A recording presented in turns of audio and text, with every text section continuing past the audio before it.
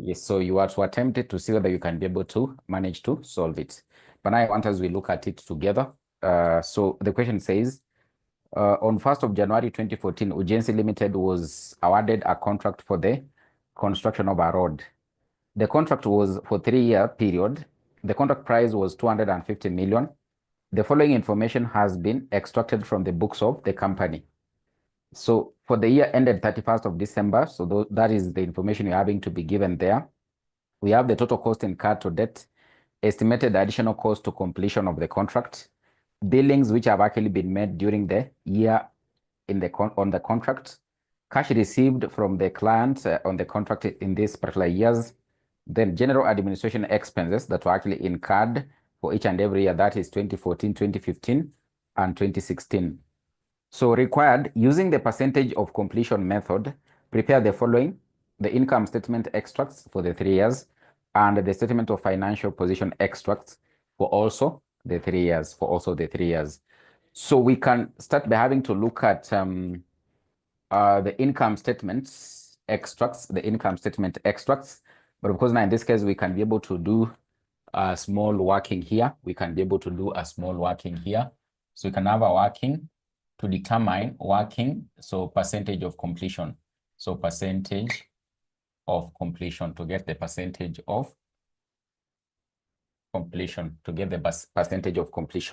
So of course, we have 3 years. So we have 2014, we have 2015, and we have 2016.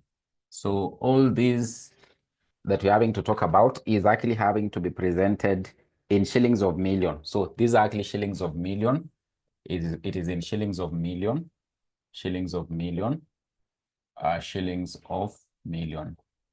So to get the percentage of completion, we said you'll take the cost to debt. So the cost to debt, then you add any additional estimated costs to completion, any additional estimated costs to completion, any additional estimated cost to completion of the contract. So then in this case, you can actually be able to get the total estimated cost. You'll get the total estimated costs. And in this case, in the question, for the cost to debt, cost incurred to debt, you've already been given. So this one is actually 80, this one is 170, and this one is 220. Remember, I told you the previous question we had, we were not given the costs to debt. We were just given the cost incurred in the year. So it means we were having to sum up to get for the second year and of course for the third year. But here, you've already actually been given. So also the additional estimated cost to completion have actually also been given. So for the year 2014, it is actually 120 million. And of course, for the year 2015, it is actually 90. For this particular year, we don't have. So when you add the two, actually you add, so this is additional. So this one becomes 200 million. And this one becomes, is it 260? 260 million. This one becomes, in this case, 220 million. So to get the percentage of completion, so we said you will take the cost to debt, you divide by the total costs. So the costs to completion, the percentage of completion.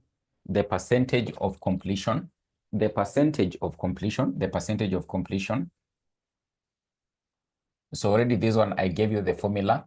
So we said in this case, you take, this one is equals to the costs to debt. You divide by, in this case, the total estimated costs. So for each and every year. So it means for this particular year, we'll likely take, in this case, 80, you divide by 200. 80 divided by 200, and then you multiply by 100%. Of course, you multiply by 100%. This one, you'll take 170, you divide by 260, you multiply by 100%. This one, you'll take 220, you divide by 220, you multiply by 100%. So what is the percentage of completion here in the year 2014? What is the percentage of completion here in the year 2014?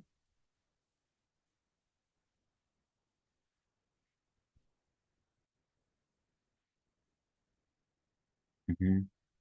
Mm-hmm. Mm-hmm. Mm-hmm. So I can see you say, oh, you've already given me the percentages. It seems already you had computed. So it is 40%. You're giving me 40%. I can give 40%, 60%. There's already someone who had actually given me like all of them. Is it 60% or 65%? 65%. Then of course, now in this case, this one is quite obvious. It is 100%. 100%. So those are the percentages of completion of work for each and every year. So it is important that we calculate the percentage of completion because it is going to help us to know how much revenue will likely be recognized in each and every year. It will likely help us to know how much revenue will likely be recognized in each and every year. When now in this case, we are coming up with the profit and loss, or we want to know how much was actually made as a profit for each and every year. So once we've gotten the percentages of completion, then in this case, we can come up with what? The income statement. We can come up with the income statement extract. With the income statement extract, we can come up with the income statement extract. We can come up with the income statement extract. We can come up with the income statement extract. So the income statement extract. So but now in this case, you can just be able, before you start with the income statement extract, let's just get the revenue recognized for each and every year. Revenue recognized. Let's get the revenue recognized for each and every year. So for the first year, since we've actually been told that in this case, you've been told the contract price is likely 250 million. So it means in the first year, we'll likely be able to recognize 40% of 250 million of 250 million. In the second year, we'll likely be able to recognize 65%. So let's see, 65% of 250 million of 250 million. Then in this case, in the final year, we'll likely be able to recognize 100% of 250 million. 100% of 250 million. So when you do the computation, how much revenue will we be able to recognize here? It should be able to come to 100. So because this 4 by 25 is 100, this one is 100. So that is the revenue that will be recognized here. What about this particular second year? The second year, it will be 162.5. So 162.5. 162.5. This one will be 250. So 100% of 250 you get in this case that amount of 250. So once we know the revenue recognized, this one is the one that actually ends up having to help us to come up with the income statement, because that is the first item that you start with. Whenever in this case you are getting the income statement extracts. So if you are getting the income statement extract, that is the first item that in this case we likely start with. So once you have these ones, then now in this case we can now come up with the income statement extract. Income statement extract. So hope you've been able to copy this one. So already you copied. Revenue recognized is this one. So you can come up with the income statement extract. So of course, you say ujenzi, you present your work so well. Ujenzi Limited, income statement extracts. They are simply extracts. So it's not a complete one because we are just dealing with, for example, this particular specific contracts in the income statement. Extracts for the year ended, for year ended. Of course, we have 3 years here. So we have in this case 2014. So 2014, 2015, and 2016. 2015 and 2016. So that is what you have. That is what you have. Remember, in this case, we are dealing with shillings in millions, so they are not cows. So it is shillings in millions. These are not cows that are supposed to be vaccinated, but they're actually shillings in millions. They are not cows to be vaccinated, but they're actually shillings in millions. So we'll start with this particular figure here. So revenue recognized. Revenue revenue recognized, which you've already computed. So you just take, in this case, 100 million. You take 162.5 million, 162.5 million and 250 million. Then we less the costs that were actually incurred to debt. So less the costs, less costs to debt, the cost to debt, and the cost to debt you've actually been given already in the question. So for the first year, it is actually 80. This one is 170. It's 170 years, 170. This one is 220. 220. It is actually 220, like that. So with this, then now you can be able to get the gross profit, gross profit or loss on these contracts for each and every year. So you can less for the first year. This one is 20. This one is negative 7.5, negative 7.5, which is not a gross, it is not a profit, is a loss, is a loss. This one is actually 30. This one is actually 30. When you minus, you get that. Then we said on the gross profit that has actually been realized, you less gross profit already recognized, less GP already recognized, you less gross profit already recognized. And this one we said you will take for the previous year, because for the year 2014, they have already recognized 20 as a profit on this contract. Remember, it's just one contract they are dealing with. So here we'll have to, on the subsequent year, we'll have to less the gross profit which was actually recognized in the previous year. So for the first year, we haven't been told what was the gross profit in 2013. So there'll be nothing there. But the gross profit for the previous year for 2015 will likely be 20. Then in this case, for this other one, it will likely be 7.5. It will likely be, we less 7.5. We less 7.5. We less 7.5. We less 7.5. Less 7.5. So we'll get the gross profit for the year. We'll get the gross profit for the year. We'll get the gross profit. Hope you remember how this figure. So the gross profit already recognized. Remember what we said. You take the one for the previous year. So this, for this 2015 for the previous year is this one. For this 2016 for the previous year, it is actually that one. It is actually that one. So that is how you get that one. Then in this case, you get the gross profit for the year. You'll get the gross profit now. Gross profit for the year. You'll get the gross profit for the year. So this one, it will be 20. This one will be negative 27. So it will be negative 27, 27.5, negative 27.5. So this one is minus minus. So it becomes a positive. It is minus minus. It becomes a positive. So it will be 37.5. It will be 37.5. So when you take, is it board mass? 30 minus minus. So with 7.5, you get, I think you'll get a positive there. You'll get a positive there. So this one will likely be 37.5, 37.5, 37.5. Then we've been told there were some admin expenses that were incurred in the question. The last item in the table, the admin expenses, you less the admin expenses. Admin expenses. So the admin expenses for the first year, that is 2014, was actually 4 million. So for this second year, it was actually 6 million. And for the final year, it was actually 5 million. It was actually 5 million. 5 million. It was actually 5 million. So you'll get the net profit for each and every year for the contract. The net profit for each and every year for the contract. This one will likely be 16. So this one, when you minus, is negative 33.5. So it will be 33.5. So this one will be 32. Is it 32? 32.5. So 32.5. 32.5. And of course, these ones will likely be our net profit. These will likely be our net profit on this contract for each and every year. So 2014, 16 million, sorry. There was a gross loss here, net loss here. There was no profit. But for the year 2016, there was a profit of 32.5 million, 32.5 million, 32.5 million, 32.5 million, 32.5 million.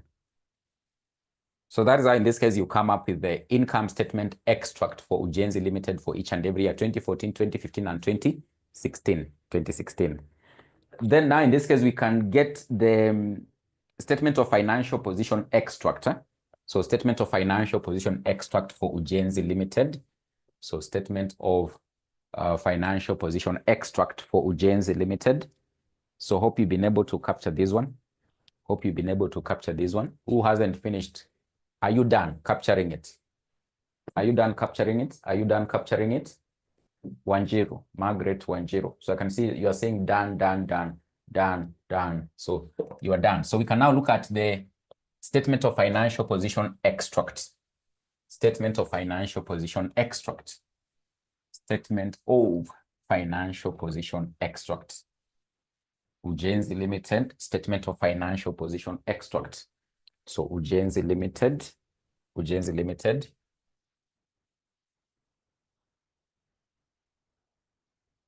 So statement of financial position extracts. As at, suppose there are 3 years. So you have, in this case, 2014. 2014, you can put the year here.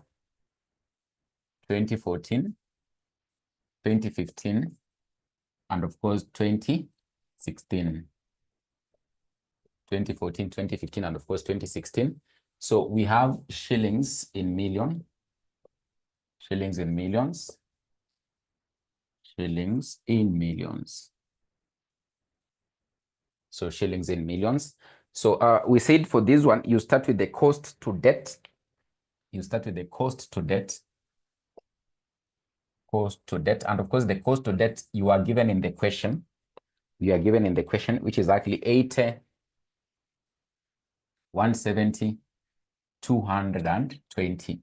So on this one, you add the gross profit to debt, the gross profit to debt. So the gross profit to debt is what you've realized as the gross profits in the income statement. So if you look at the income statement we've just computed up there, Apple Jew, the gross profit for the year 2014 was 20. It was 20. It was actually 20. So this one you add. You add the gross profit to debt. It was actually 20. So for this one, it was 7.5, which was not a profit but a loss. For this one, it was 30. It was 30. It was actually 30. It was actually 30. Then you less the cash they have been paid to debt, less cash received to debt. You less the cash they have actually been paid to debt. So the cash received to debt, you've been given in the question there. So in the question in the table, you can see 80, 90, and 70. So 80, 90, and of course now in this case, 70. So with this, we said when you compute this one, you'll be able to get the WIP or the work in progress. Work in progress. You'll get the work in progress, or what we refer to as the WIP. The WIP that the contractor will be carrying forward to the coming year. The WIP that the contractor will be carrying forward to the coming year. So I think this one is 100 minus 80. It is 20. This one is 20. This one is 20. So this one is 170 minus 7.5. I think it is 162.5 minus 90. Minus 90. Is it 72.5? Is it 72.5? 72.5. Is it 72.5? So let's see what has happened here. So the cash received on the contract in the year. So there's something I've noticed there. So these particular figures are wrong. So these particular figures are wrong. These particular figures are wrong. These particular figures are wrong. So remember, we've been told in this case, it was cash received on the contract in the year. not to debt. But remember, you are saying cash received to debt. So in the first year, it was actually in this case how much? 80. So it means the cash received to debt for the year 2015 will be how much? The cash received to debt for the year 2015 will be how much? It will be 170, then 240. So thank you very much. 170, 170.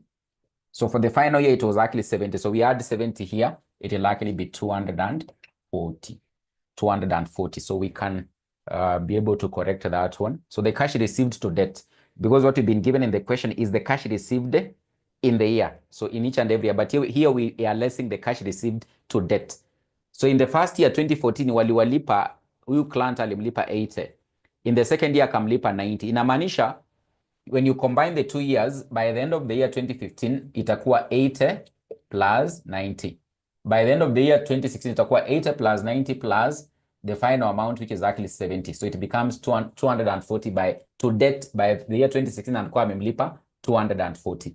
So you can be able to make that adjustment before, in this case, we get now the WIP, or the work in progress, the work in progress.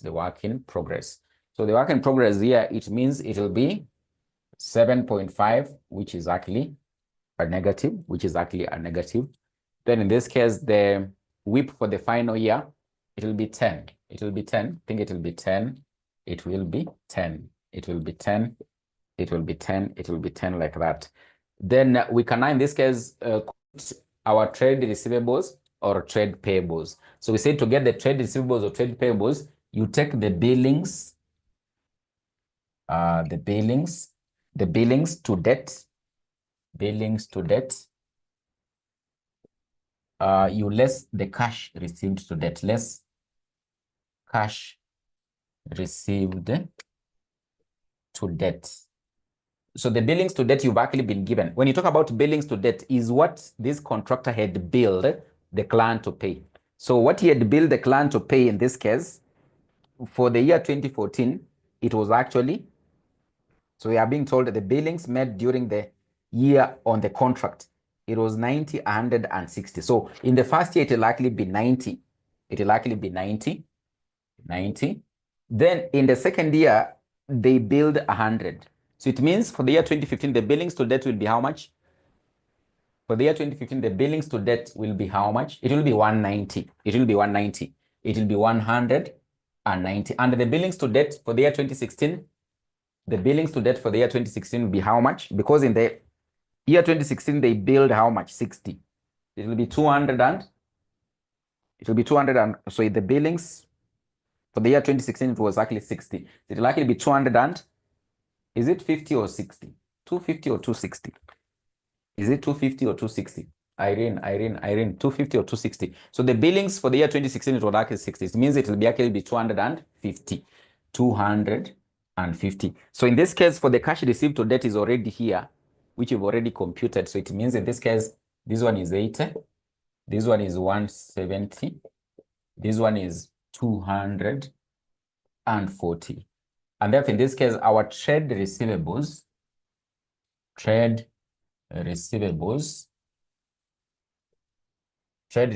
here, it will be 10. This one will likely be 20. And this one will likely be 10.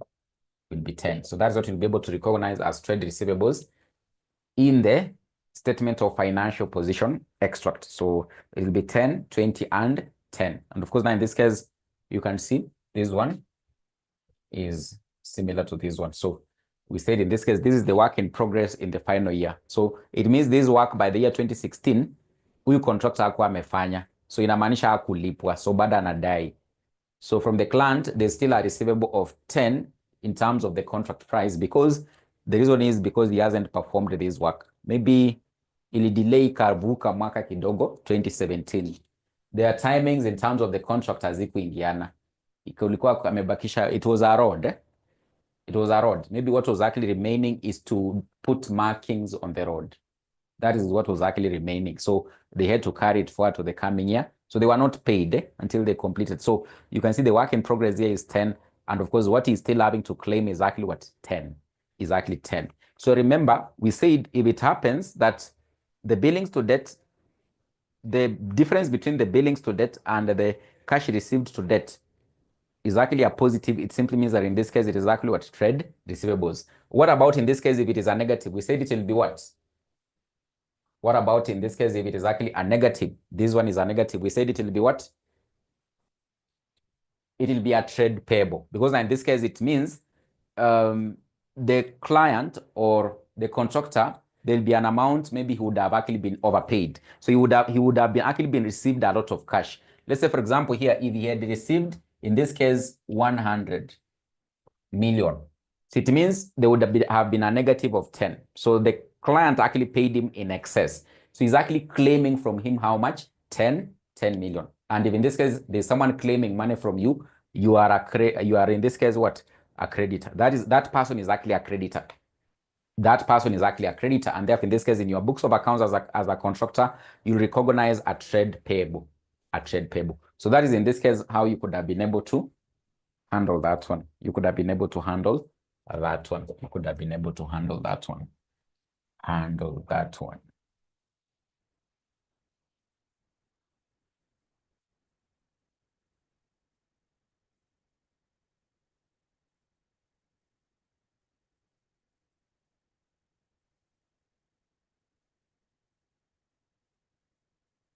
Yeah, so there's another one which I told you you have a look at it. I don't know whether you were able to look at it, but I think we'll be able to look at it later on, maybe when we are doing blocks or something. But I want us now we look at just still the same topic, topic number two.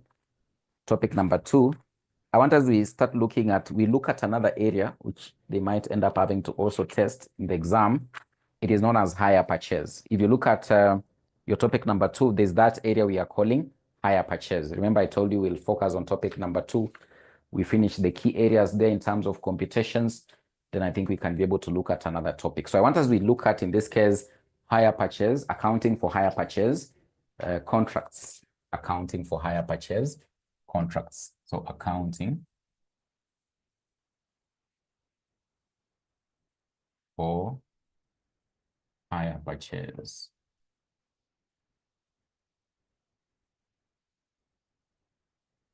Accounting for hire purchase, contracts.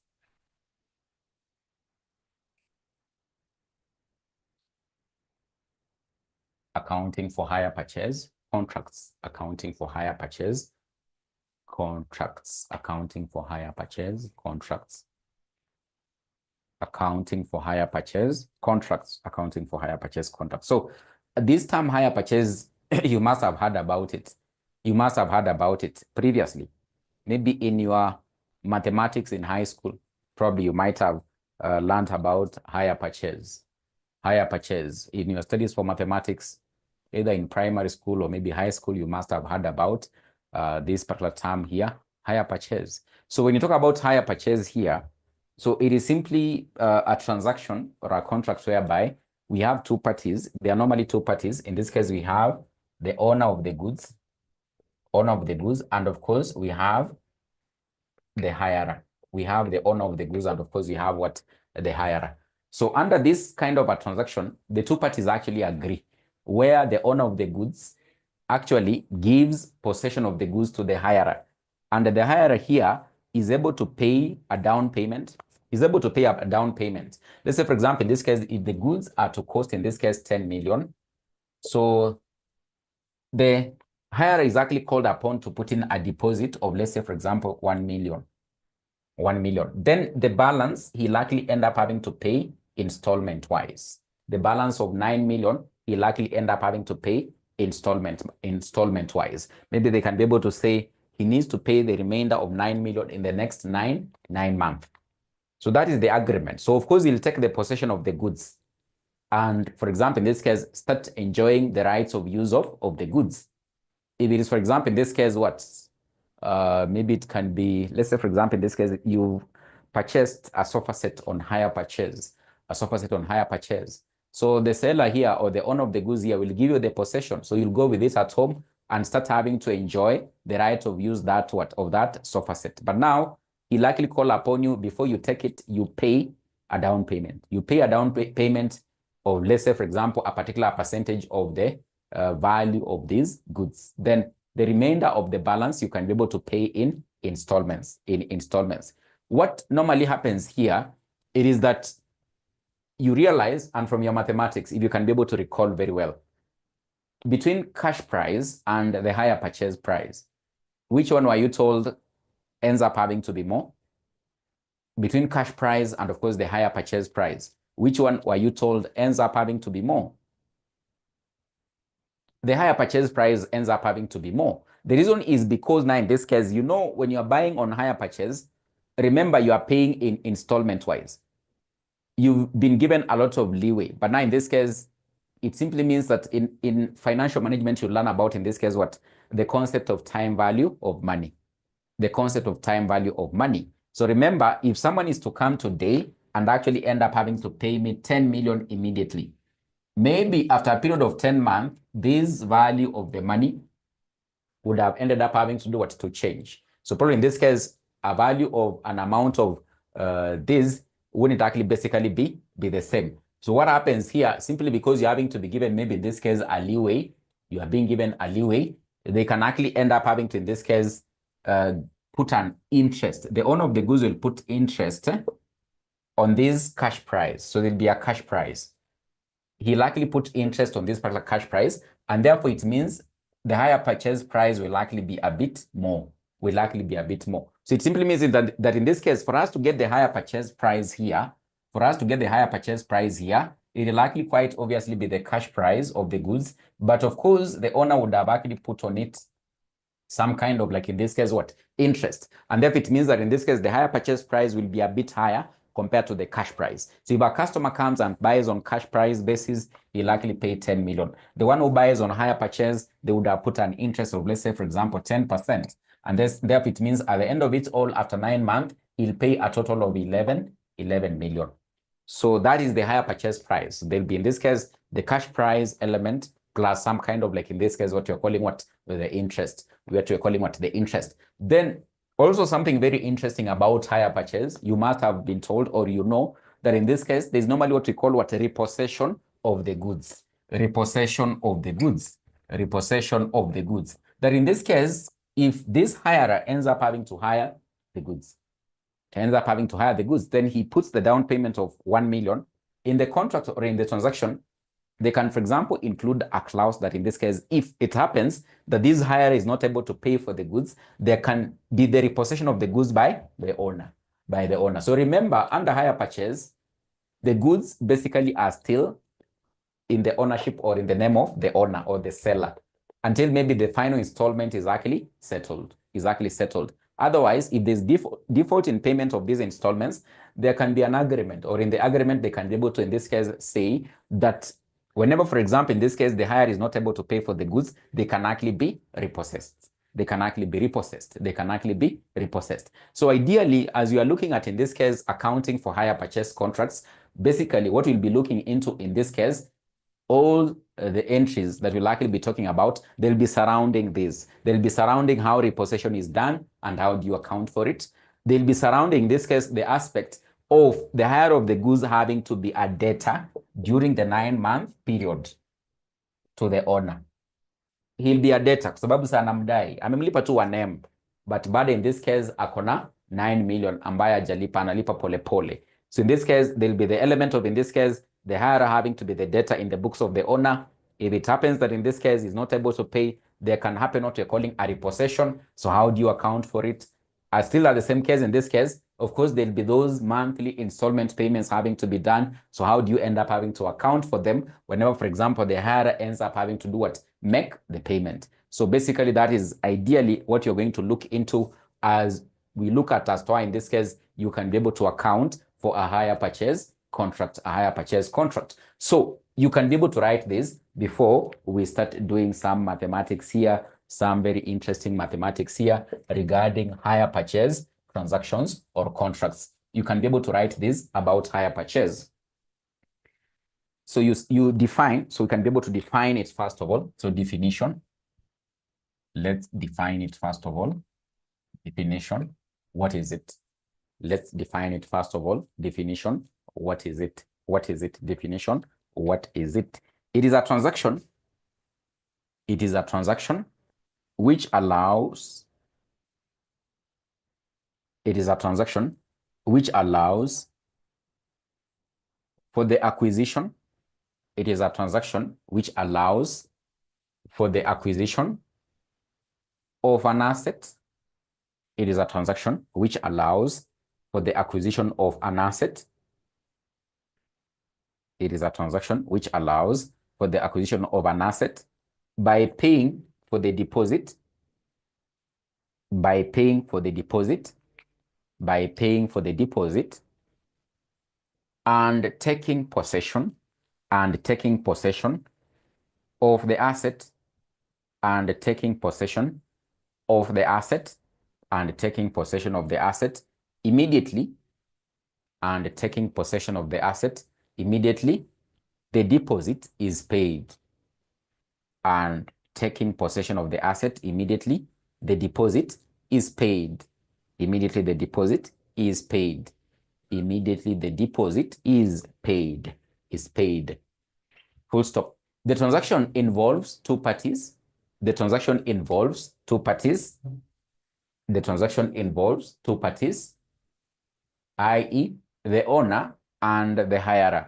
The transaction involves two parties, i.e., the owner, i.e., the owner and the hirer of the goods, i.e., the owner and the hirer of the goods, i.e., the owner and the hirer of the goods.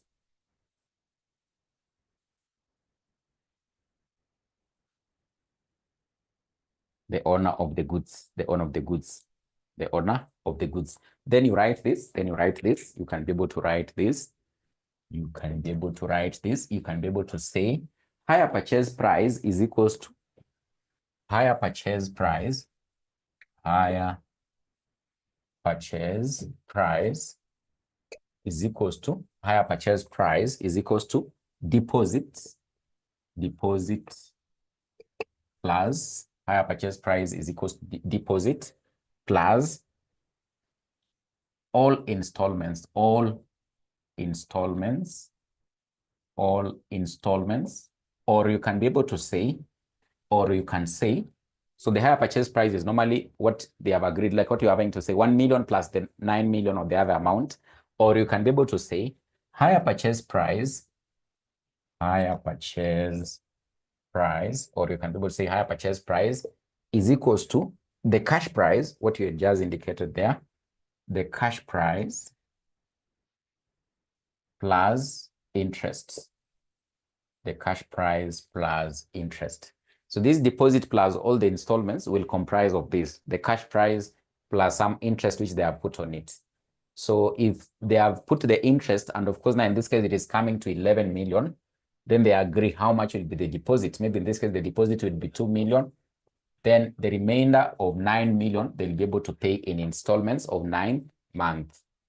So we can also be able to say, or the higher purchase price is equals to the cash price plus the interest, And of course, I've already been able to indicate that whenever the goods are having to be sold on higher purchase basis, it means they won't sell at the same price as cash price. So the customer who comes in to buy at cash price won't pay that exorbitant price compared to that one who pays under higher purchase. That one who pays under higher purchase, under higher purchase. Under higher purchase.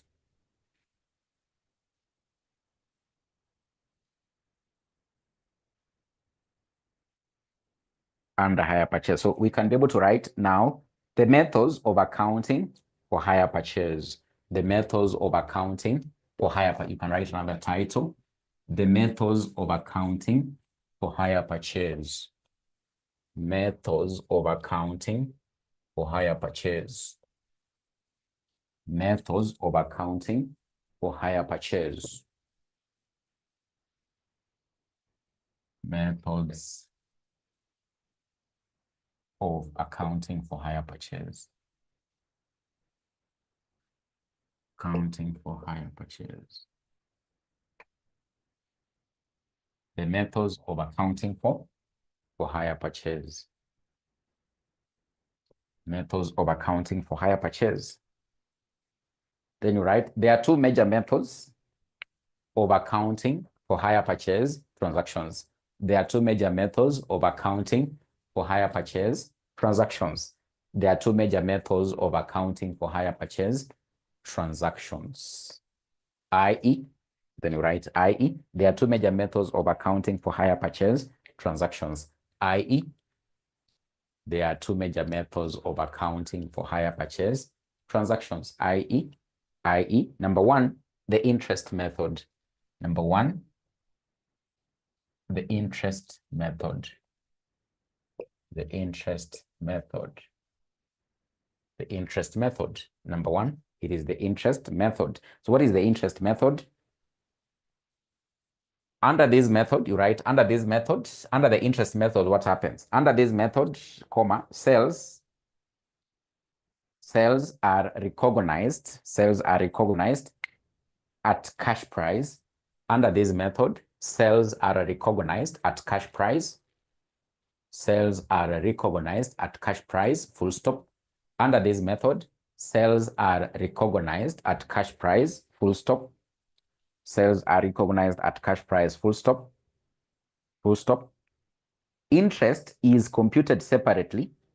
Interest is computed separately and considered as an income. Interest is computed separately and it is considered as an income. Interest is computed separately and is considered as an income. Remember, we've been able to say that hire purchase price is equals to the cash price plus interest.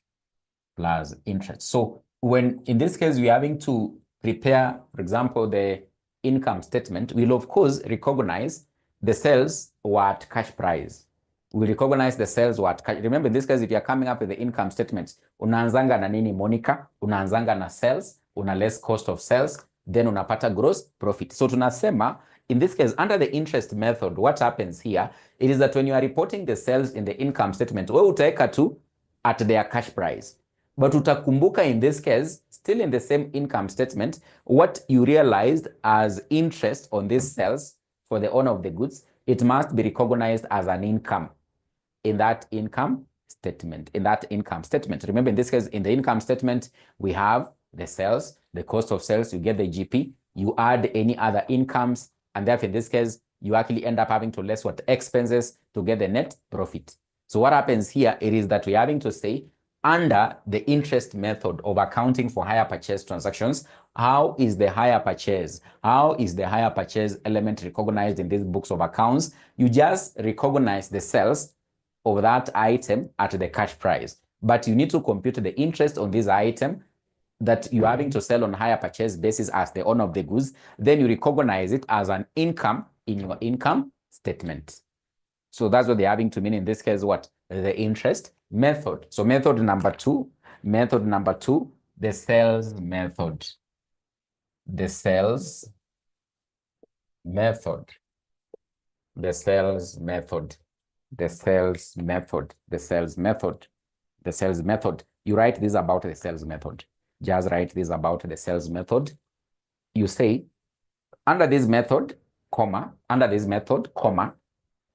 sales are recognized at hire purchase price.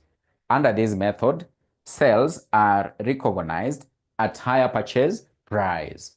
So sales are recognized at hire purchase price. Under this method, sales are recognized at hire purchase price. And therefore, in this case, you can be able to see the difference. Under the sales method, tuna recognize in the income statement sales at higher purchase price. Unaona vile sasa vile iko Monica. So tunasema under this method, we recognize the sales when you are preparing the income statement at the higher purchase price. But remember the other one, ile ya interest tulikuwa tuna recognize at what? At cash price. At cash price. So therefore, in this case, it means under the sales method, interest atuta recognize kwa income statement kwa sababu we've already factored it in the higher purchase price. We've already factored it in the higher purchase. Iko ndani hapa. Sasa kama tuna report sales at higher purchase price, inamaanisha in this case under the other incomes, kwa income statement hautaongeza interest tena kwa sababu ushai capture ndani ya hii. Una recognize your sales at what? At higher purchase price. At higher purchase price. So you're having to say under this method, sales are recognized at higher purchase price. Therefore, you can be able to write in this case the gross profit. Therefore, you can say therefore you can write like this. So mlifunzwa hivi. Unaweka dot tatu. Therefore, the gross profit will be equal to, higher purchase price minus the cost of sales. Higher purchase price minus the cost of sales. Higher purchase price minus the cost of sales. So that's how in this case you'll be able to determine the GP. Then you write in this case, interest is not recognized. Interest, you finalize. So once you've written this, therefore the gross profit will be equal to higher purchase price minus the cost of sales. You write another final sentence hapo before tuanze kuangalia which kind of accounts are prepared. You write and say, interest is not recognized as a separate income. Interest is not recognized as a separate income because it has already been factored in, Hilda. It has already been factored in. So you're having to say, interest is not recognized as a separate income. Interest is not recognized as a separate income. Interest is not recognized as a separate income. So those are the two major methods that will likely be utilized. So interest is not recognized as a separate income. So which kind of accounts will you prepare? The accounts will you end up having to prepare here? Which kind of accounts will you end up having to prepare here? So the accounts that you'll actually end up having to prepare here. Which kind of accounts will you prepare? So accounts prepared under the sales method. So accounts prepared under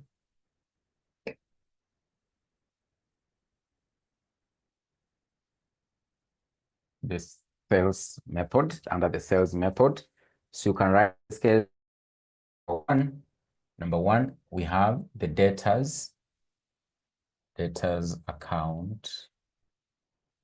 Number two, we have repossession account.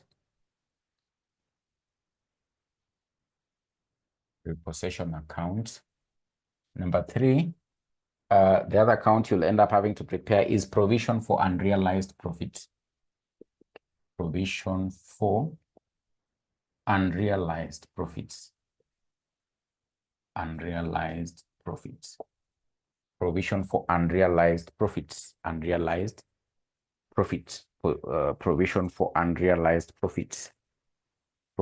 for unrealized profits. So these are the kind of accounts you'll likely end up having to prepare. The debtors account, that's what I was having to say, that the hirer becomes a debtor in the books of the owner of the goods. Some of these goods anaweza end up a default. So watakuwa na repossess. Utakuwa na repossession account, which will complete the double entry.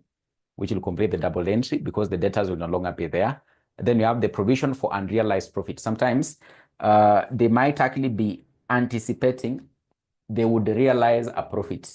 But in this case, they won't realize it. Remember, tunasema, saile unauza under the sales method, una indicate in your income statement your sales. You've indicated your sales, but these sales are actually on higher purchase basis.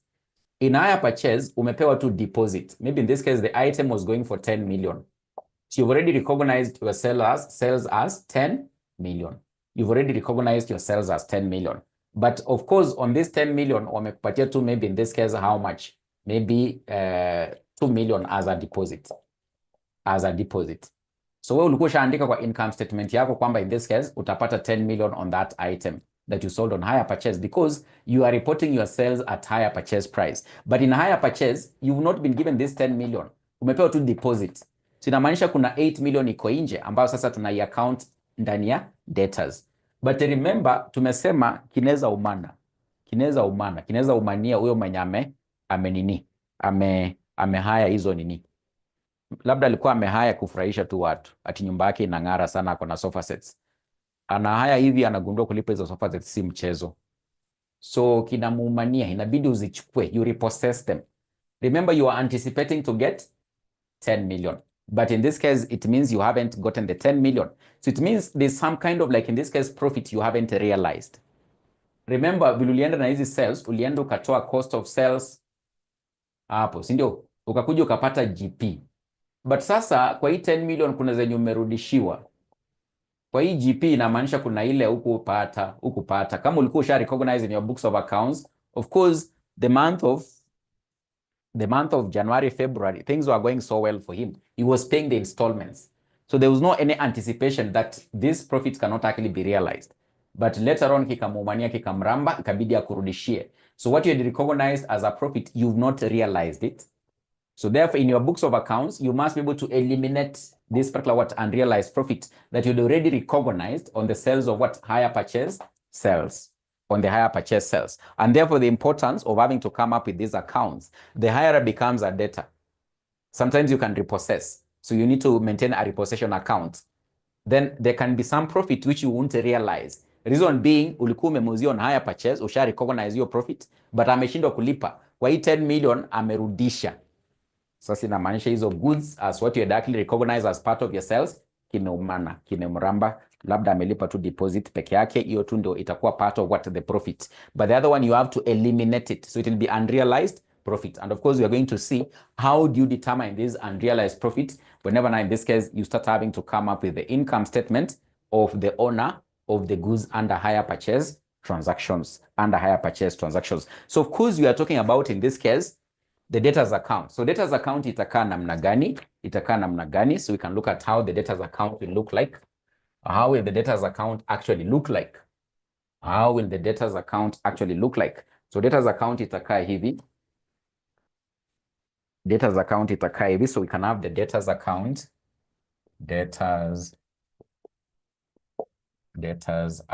We can have the debtors account. Unaweza itengeneza debtors account. In the debtors account, you'll have, suppose you have shillings.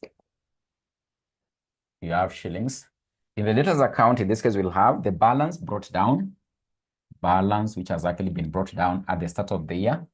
You'll put the amount there. Then, of course, now in this case, there'll be sales. So sales will actually increase the debtors. So unaona hapa. Of course, umemuuzia on higher purchase, but haja kulipa sana kuwa debtor. So it increase your debtors hapa. But of course, during the year, maybe some of these debtors may become bad debts. So ukiwa na debtors, kuna wale uliuzia, hawakulipa pesa yote, wakahama, wakaenda out of the country. Saizi ukiwapigia ni mteja, so you won't collect. So there'll be bad debts amongst these persons you sold on higher purchase. So there'll be bad debts. But of course, pia watakuwa na kulipa. Si watakuwa na kulipa installment wise, ulikuwa umewauzia on higher purchase, but sasa wameanza kukulipa. So hizo debtors zinaendelea zikipunguka. So in this case, you'll actually end up having to reduce them by the cash received from these persons who are buying on higher purchase. Then maybe unaweza repossess. So repossess, data anapungua.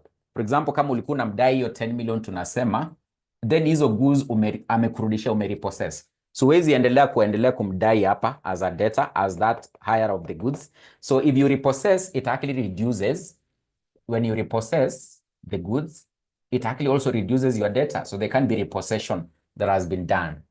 And therefore, in this case, it will reduce your debtors. So at the end of it all, you'll have like a balance carried down by the end of the year as to how much you haven't been able to collect from your hirers, from your hirer of your goods, who are actually your debtors as the owner of the goods. Remember, those who are purchasing the goods on a higher purchase, they become your debtors. Therefore, importance of maintaining this debtors account, sababu kuna repossession, wamekulipa, zimeongezeka. So you need to have this account. It will help you in this case to know how much are you anticipating to get from those who've purchased on higher purchase whom now in this case you recognize them as having to be your debtors as the owner of the goods. So these are basically the account itatokelezea. Tumesema kuna hii ingine inaitwa repossession. Huku kwa repossession nini kinafanyika huko? Huku kwa repossession, je, nini kinafanyika huko? Itakaa namna gani? Itakaa namna gani? Itakaa namna gani? So you can have the repossession account. So the repossession account. Repossession account. We can have the repossession account. So repossession account ndio hiyo. So remember tunaongelelea shillings. Tunaongelelea shillings. You're not talking about cows which are supposed to be compulsorily vaccinated. So we are talking about shillings here. So we need to indicate shillings. So in this case, we can have the outstanding balance. You can have the outstanding balance from this higher. So the outstanding balance, you'll be able to put the figure there. If there was any outstanding amount, you put it there at the start of the year. At the start of the year, then there can be maybe revaluation of the goods which have actually been repossessed. Maybe they have actually been revalued. It means it will reduce the outstanding balance here. The unrealized profits will also come here. Unrealized profit on these goods on hire purchase will also come here. Then we have in this case, if it happens that so we can have the total, If it happens that in this case, the outstanding balance is more than the revaluation and of course the unrealized profits here, you'll have a loss on revaluation. If it happens, the revaluation of the goods is more, you can get the goods, then when you revalue them, the value is actually a bit higher than even what you sold on hire purchase previously. Than even what you're having to claim from this particular debtor or the person who bought the goods on hire purchase. Remember, sa ile una repossess, kuna ile pesa alikuwa hajalipa. So alikuwa amelipa like 3 million. So ilikuwa imebaki 7 million. So that is the outstanding balance. So you repossess back the goods. But in this case, you revalue the goods unrealized. At that point in time, anakurudishia, the value of those goods, maybe in this case, it is actually how much? Maybe 8 million. So there's a revaluation here. Then, of course, there's unrealized profit that you never realized when you sold these goods on hire purchase.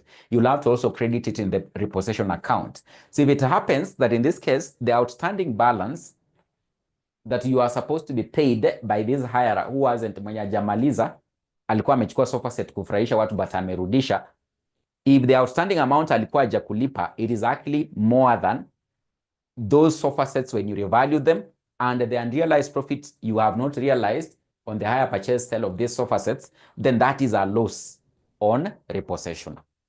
It is a loss on repossession. But if it happens that when you revalue the sofa set, the value is higher. So the outstanding amount is how much? Let's say, for example, 7 million. But when you revalue them, they go up to, in this case, an amount of, let's say, for example, maybe 8 million. So if this side is more, then it is a gain on revaluation. It is a gain on revaluation. A gain on revaluation. Of course, that account will likely appear like that. So when you start doing the accounts, ndio utaona vile zinatokelezea. So of course, there's something you're talking about here, the unrealized profit. So how do you get this unrealized profit?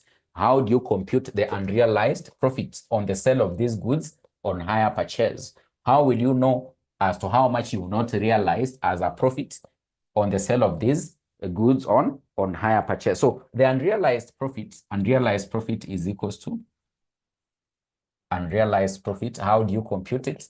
Is equals to the outstanding amount that you haven't been paid. So the outstanding amount which you've not been paid, that 7 million we are talking about. So the outstanding amount, you take the outstanding amount, you divide by, you take the outstanding amount, you divide by, in this case, the hire purchase sales. The hire purchase sales was 10 million. The hire purchase sales, you multiply by the gross profit on these hire purchase sales. You multiply by the gross profit on these hire purchase sales. You multiply by the gross profit, you multiply by the gross profit. So hiyo unrealized profit unaongelelea utapeleka pale kwa repossession account, even the formula. This is how you get it. You take the amount yenye yako amekulipa, the point in time you are repossessing, that was 7 million, and the total hire purchase price, which was 10 million, you multiply by what was supposed to be realized as a gross profit on the sale of these sofa sets. And of course, in this case, this particular gross profit here, sinishawambia vile inapatikana. Sinishawambia vile inapatikana. In this case, you take this one is actually the higher purchase price, you minus the cost of sales. So that's how you get the gross profit. The higher purchase price, you minus the cost of sales. So with this, you'll get the GP. Then the outstanding amount in yako amekulipa 7 million. Then the higher purchase, you divide, you multiply with the GP, you'll get the unrealized profits.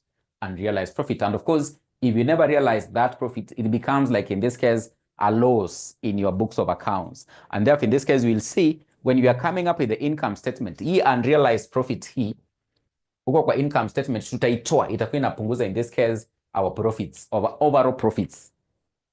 Remember in this case, tuliuzia tu hiyo sofa set moja. Na huyo client, akatu-let down.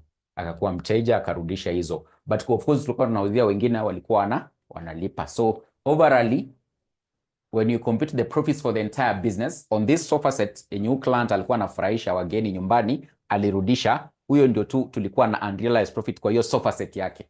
So lazima to less in the overall income of the business, as we never realized that particular profit on the sale of that asset on higher purchase. So now in this case, we've talked about the unrealized profit.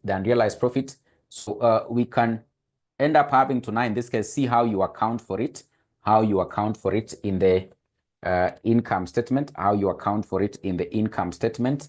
you can have, in this case, what we call the provision for unrealized profit account. That is the final account. Tulikuwa tumesema kuna accounts tatu. So the third account in this case is provision for unrealized profits. Provision for unrealized profit account. This one, this is how you come up with it. So in this case, if there was any unrealized profits from the previous year, remember you have to indicate it is shillings in millions.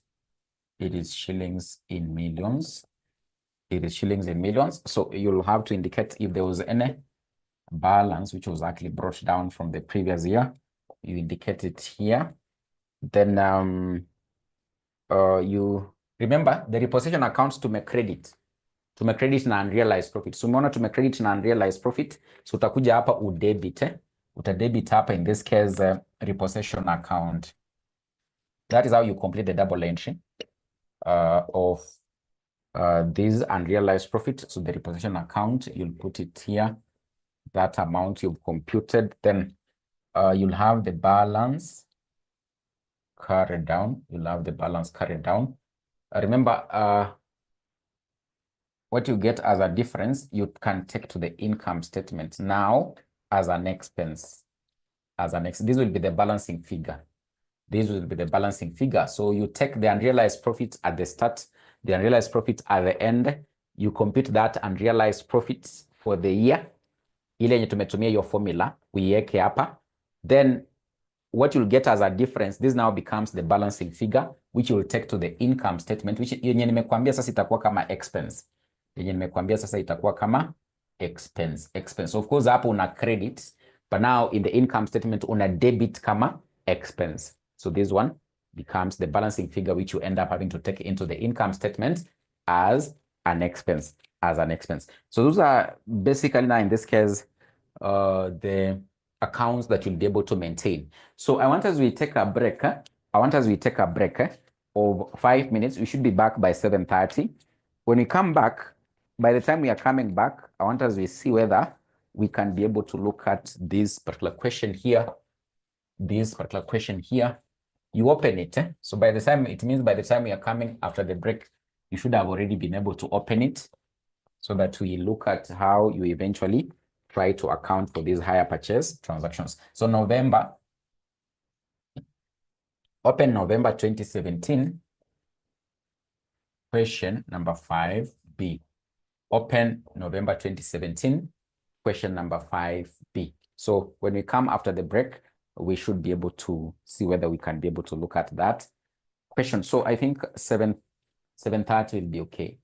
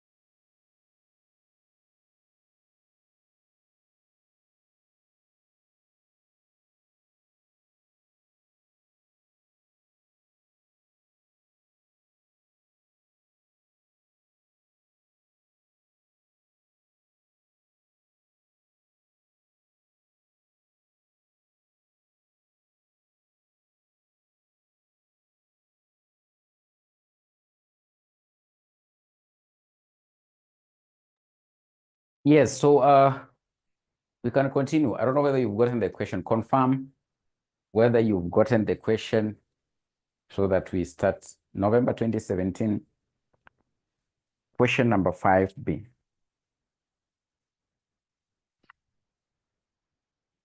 So confirm anyone who has gotten the question, November 2017, question number 5B.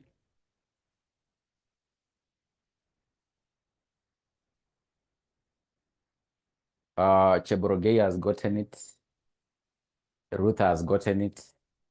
I can see one of our friends is saying we post it. I don't know whether it will be possible to post it, or someone has already posted on the group. So is there anyone who has been able to maybe post on the group? If you can be able to download it and post for a friend on group, it will be very much better so that we can move together, It's already on the group. So thank you very much. Thank you very much. So the question says we can go through the question together very keenly. We can go through the question together very keenly. Reja Limited is a mid-sized firm selling electronic keyboards both on cash and hire purchase terms. The following information has been extracted from the firm's books of accounts as of 30th of September 2017. So of course, we've actually been given, in this case, the TRIO balance there, where we have the share capital, general operating expenses, cash balance, cash recovered from the hire purchase customers, cash sales, hire purchase trade receivables at the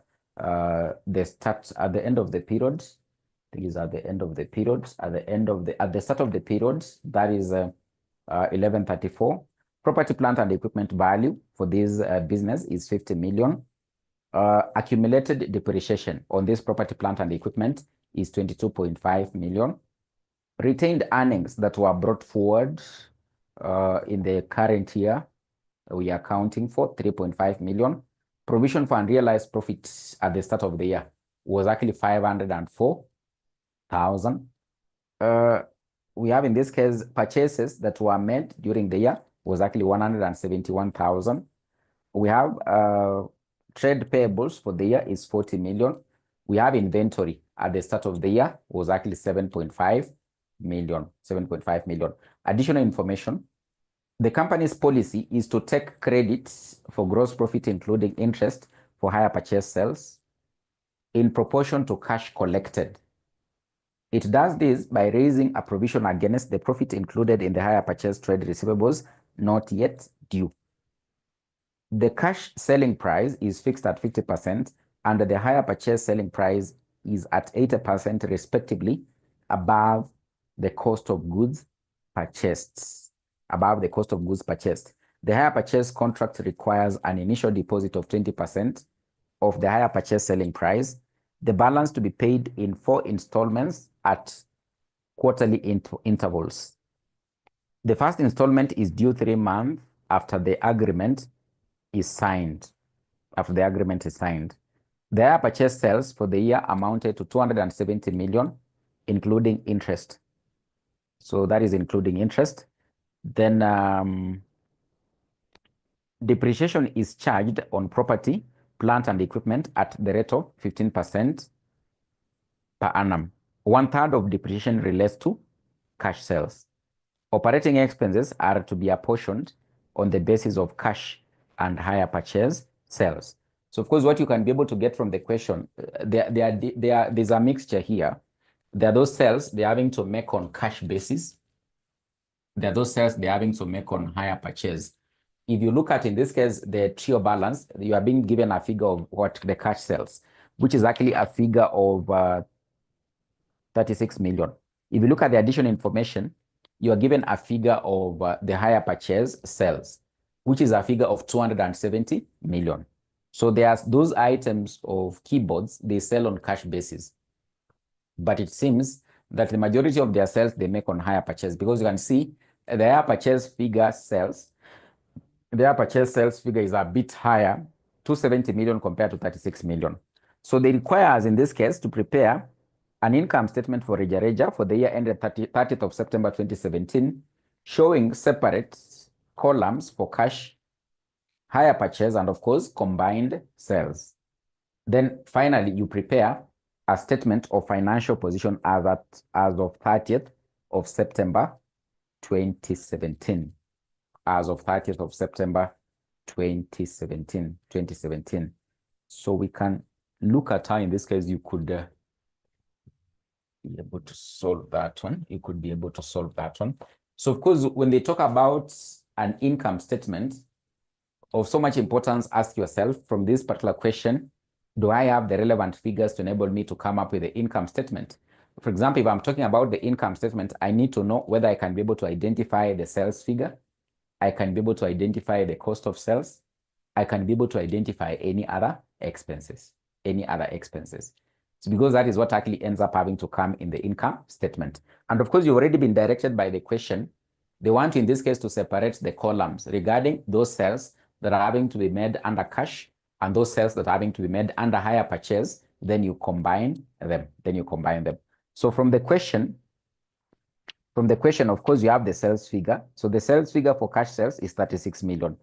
The sales figure for hire purchase is 270 million as per note number 4.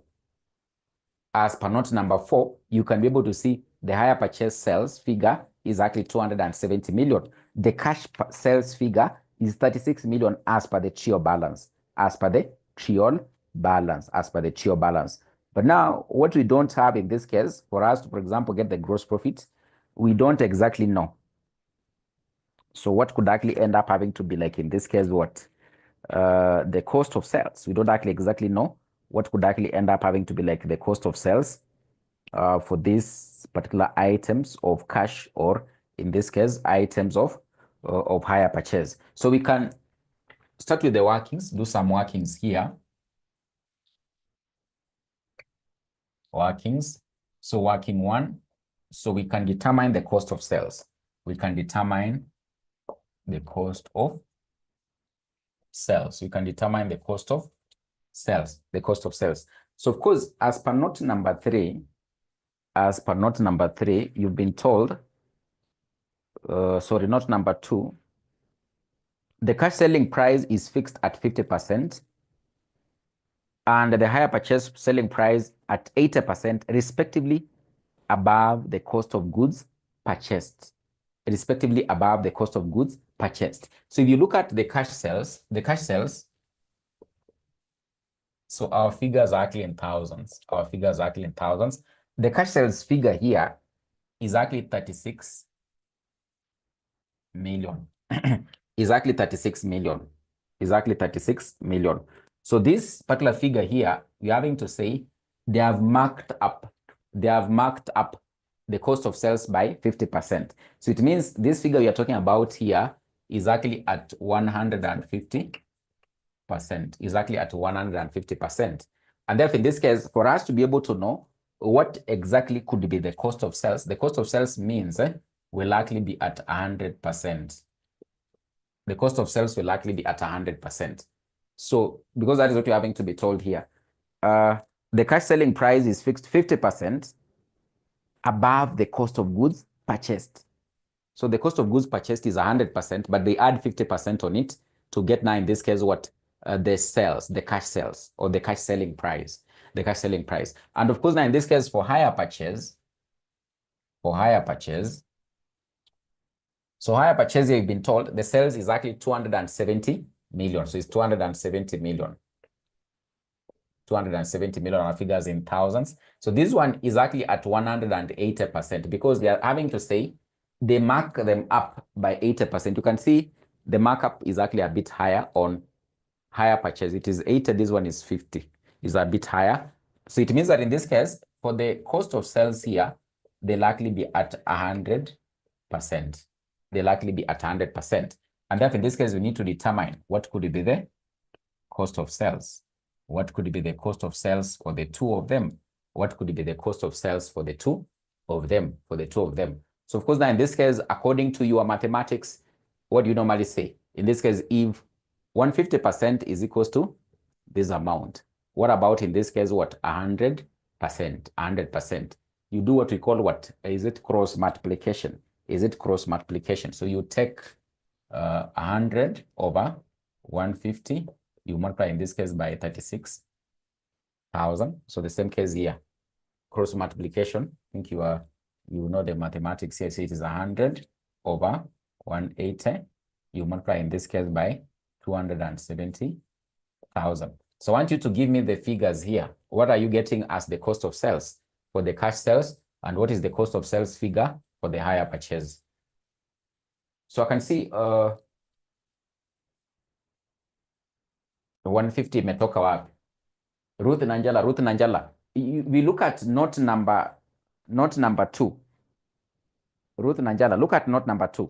The cash selling price is fixed at 50% and the hire purchase selling price at 80% respectively above the cost of goods purchased. So of course in the question I've already told you, they are talking about in this case the cash selling price. So the cash sales here 36 million, they are at 150%. So the cost of sales are 100%, but we mark up so that they can be able to make a profit of 50% over and above beyond, in this case, the cost of sales. So that's why you're having to get to 150%. Umeona? Na hii ingine ni 180%. Kwa sababu hii wana mark up na 80% from 100%. So what we are looking for is the 100%, which is the cost of sales, which you don't know. So for this one, I can see my friend says 24 million. So this one is 24 million. This one is 150 million. 150 million. So hope the figures are correct. Hope the figures are correct. Francisca has given us the figures. That one is actually 150 million. 150 million. 150 million. So that we've already gotten the cost of sales. So this cost of sales figure will actually enable us to get the gross profit, because what we'll end up having to do, we'll simply just take the selling price minus the cost of sales. The selling price minus the cost of sales, and we get the GP. Well, now in this case, we are coming up with what? With the income statement. So to got tumepata cost of sales figure. So that note was helping us to get the cost of sales figure. So what is also of so much importance, is for us in this case to determine what is in this case the unrealized profit. Unrealized profit. Remember, nakumbuka hapo nimewaambia unrealized profit lazima tuangalie ni ngapi. Unrealized profit lazima tuangalie ni ngapi. Lazima tuangalie ni ngapi.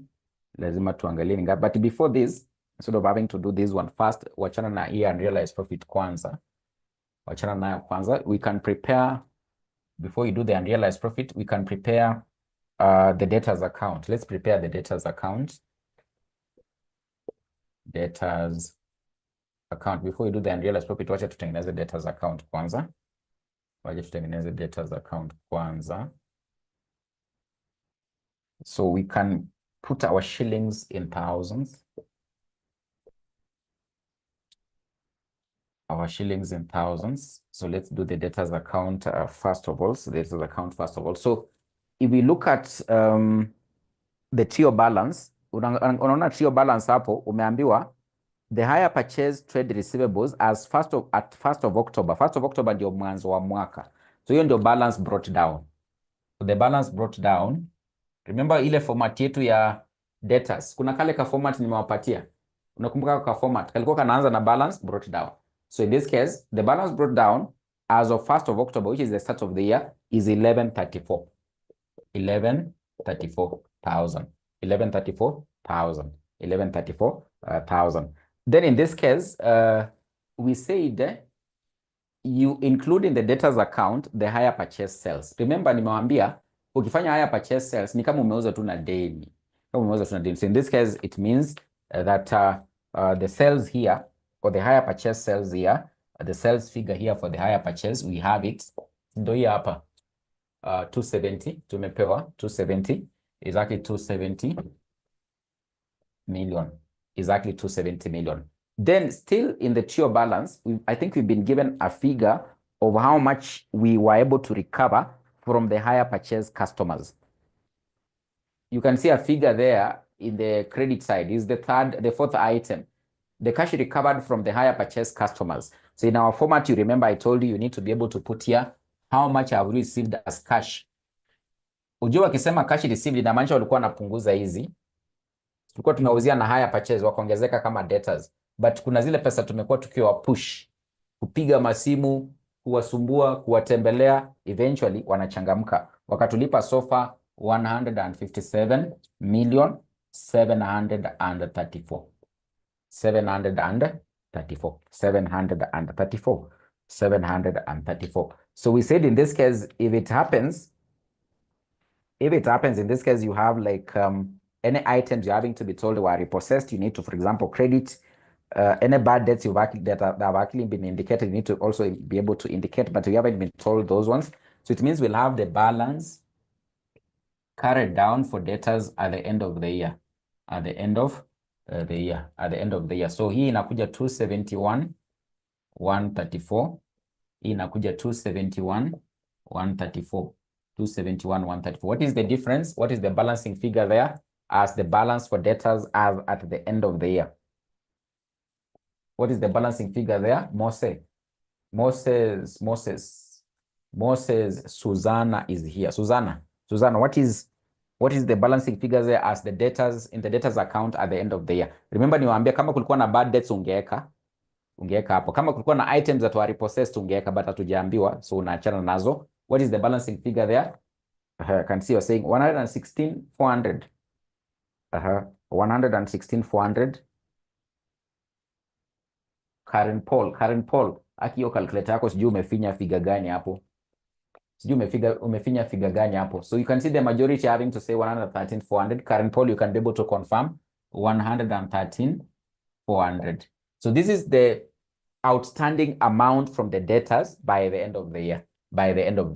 So simply because you have this one, then now kuna hiyo sasa niliwaambia mungoje kwanza. Tunaweza sasa in this case tafuta hiyo sasa unrealized profits. Tunaweza tafuta hiyo unrealized profits. Unakumbuka kale ka formula niliwapea ka unrealized profit. Nilikuwa nimewaambia unrealized profits in this case, you'll take the outstanding amount from these debtors, you divide by the outstanding amount from these debtors, you divide by the higher purchase sales, then you multiply by the gross profits.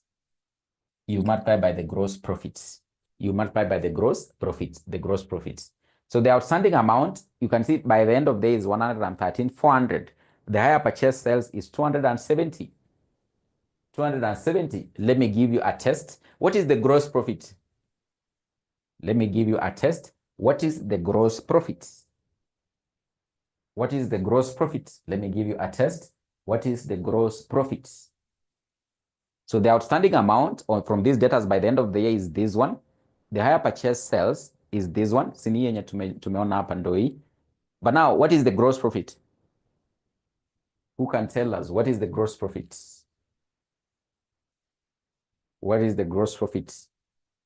What is the gross profit on these higher purchase sales? Mbutia says 120. Karen Paul says 120. That is very brilliant. That is the brilliance of the year.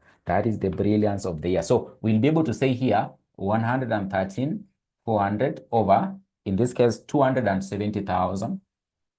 You multiply by the GP. The GP here, Nanjala, unachukua hii 270 minus 150. So GP tunasemanga, GP what tunasema in this case is equals to the sales, you minus the cost of sales. So this higher purchase sales is 270,000. You minus the cost of sales, which is this one you've already determined here, is 150,000. So unapata 120,000. So what is the unrealized profit? What is the unrealized profit? What is the URP? What is the URP when you do the computation? What is the URP when you do the computation?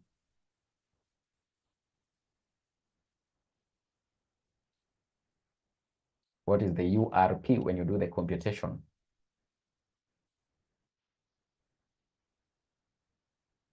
What is the unrealized profit when you do the computation there?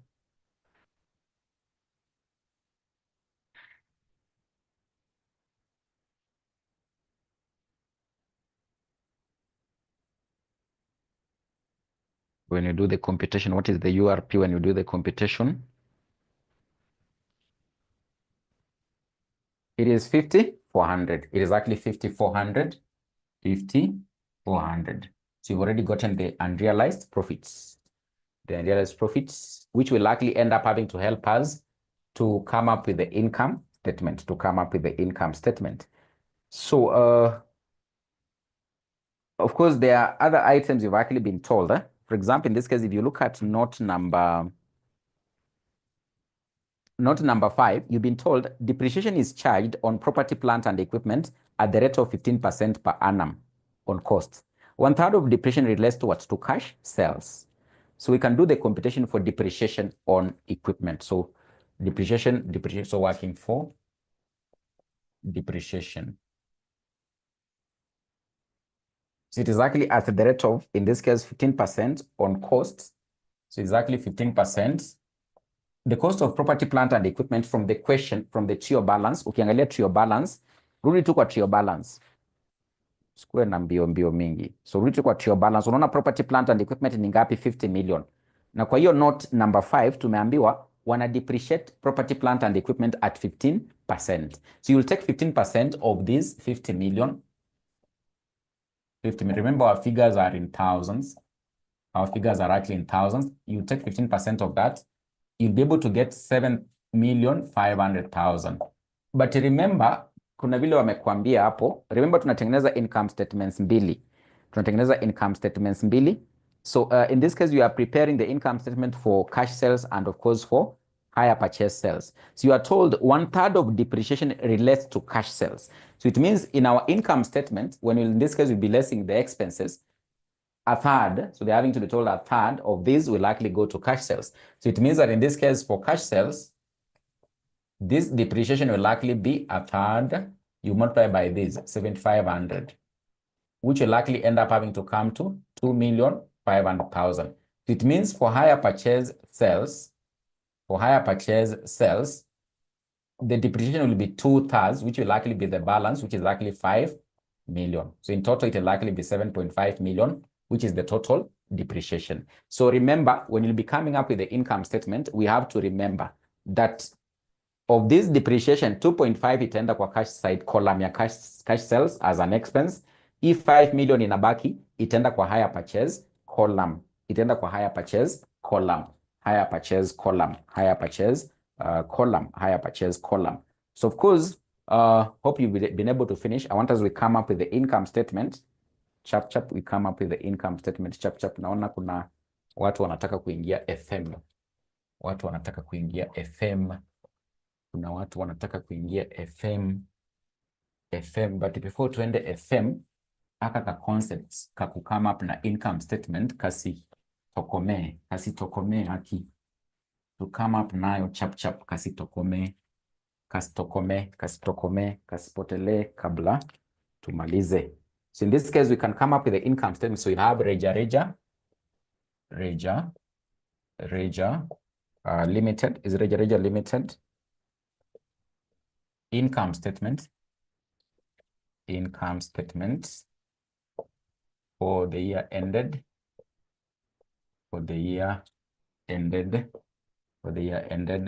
It is 31st of October, 30th of September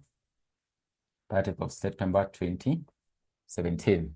In this case, umeambiwa you come up with the income statement for cash sales, hire purchase sales, then the combined.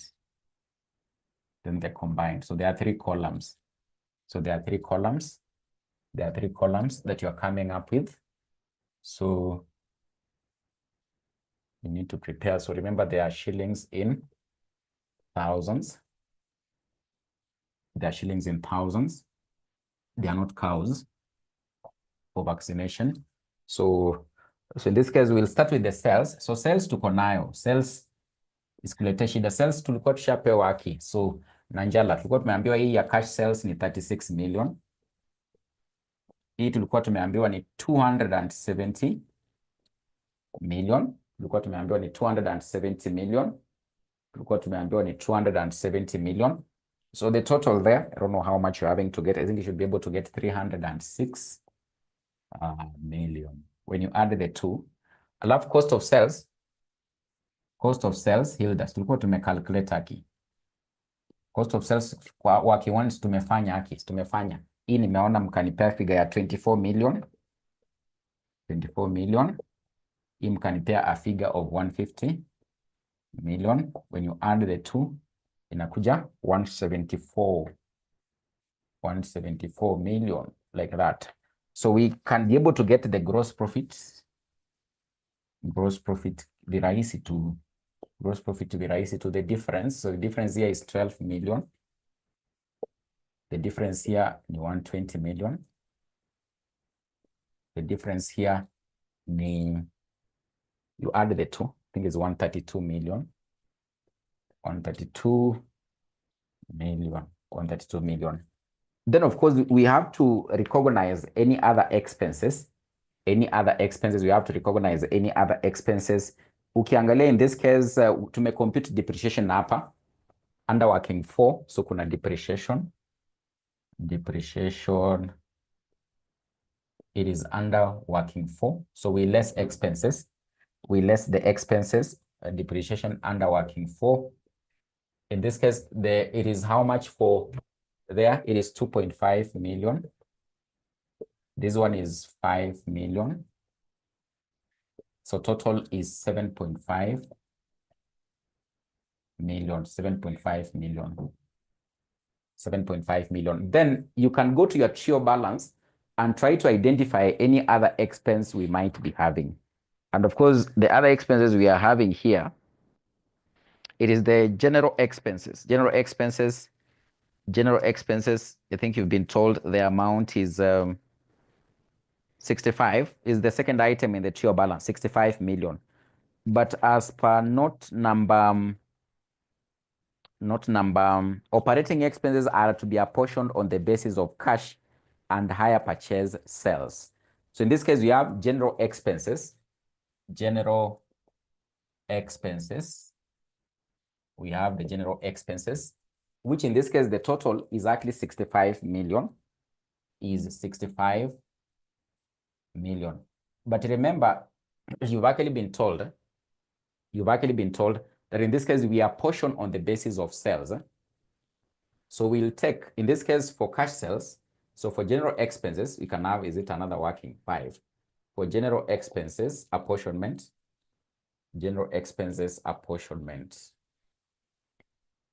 we can have the general expenses apportionment. Wamesema you apportion on the basis of the sales. So in this case, utachukua 36 million. For this is for the cash sales. 36 million over 306 million. You multiply by 65 million. So try to do the computation and you give me the figure. Try to do the computation.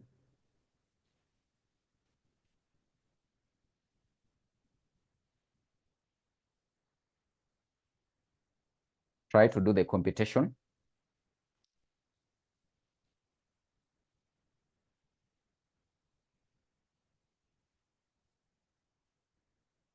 Try to do the computation and you give me the figure. And so you're saying 76, 46. So 76, 47.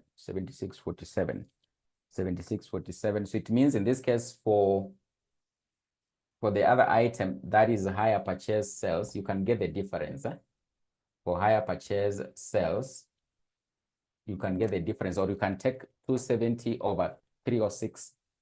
You'll get the difference. What is the difference? Because the total is actually supposed to give you 65 million.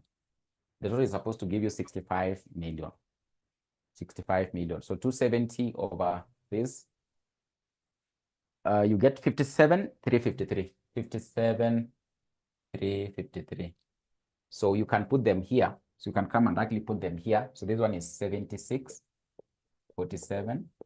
This one is 57,353. Like that, 57,353. Then the last item is provision for unrealized profits. Provision unrealized profit. The provision for unrealized profit, remember the unrealized profit is only on the higher purchase sales. For cash sales, we'll go and collect everything. So there's no unrealized profit on matters cash sales. It's only in this case on higher purchase sales. is only on higher purchase sales. Now, sasa in this case, the unrealized profit we've been able to compute, tumepata in this case, it was an amount of 50,400. So kuna working hapo, tumefanya hapo, is it working 3? The unrealized profit is actually 5,400. That is by the end of the year. By the end of the year, it's actually 5,400. But remember, in the trio balance, in the trio balance, there is 504. I don't know whether you can be able to see it. Provision for unrealized profit at the start of the year. So at the start of the year, that is 1st of October 2016, the unrealized profit was actually 504. Then by the end of the year is what we computed. That is on 30th of September 2017. It was actually in this case an amount of 5,400. So the difference actually becomes the expense for the year. Kwa sababu tukianza mwaka ilikuwa hapa but ika increase. Remember, you are looking at the increment in terms of the expenses. So we should be able to get the difference here. That is 5,400. We minus, in this case, 504. For us to be able to get the expense in terms of unrealized profit that we're supposed to less from this profit realized under higher purchase sales. And if you get the difference, you should be able to get 49,896 like that. So 49,896 like that. So then you should be able to now, in this case, get the profits that were realized, the profits that were realized, the profits that were realized, the profits that were realized, the profits that were realized. So that is how you come up with the income statements, the income statement. So hope you've been able to grasp this one. You look at the increase. At the start of the year, ilikuwa 504. By the end of the year, ni yenye compute 5,400. The difference is the increase in the expense is what you end up having to recognize as the expense during the year in terms of unrealized profit for higher purchase sales. For higher purchase sales. For higher purchase sales. So you can get the difference. The difference should be able to give you the figure of the combined, the higher purchase sales and the cash sales in terms of what the profits. So of course, for the balance sheet, we will look at it in the next class, so you don't have to worry. I'll do a brief recap of this one. Then in this case, we should be able to look at the balance sheet in our next class as we look at another illustration on higher purchase, But try to comprehend what we've learned about higher purchase. You can reread it. You can review the video again to just be able to get a better understanding, because next time I look at another illustration, then we start looking at another area. So hope that is okay. So you can relieve some of you to go for the other classes. Otherwise, thank you very much. So let's catch up in the next class.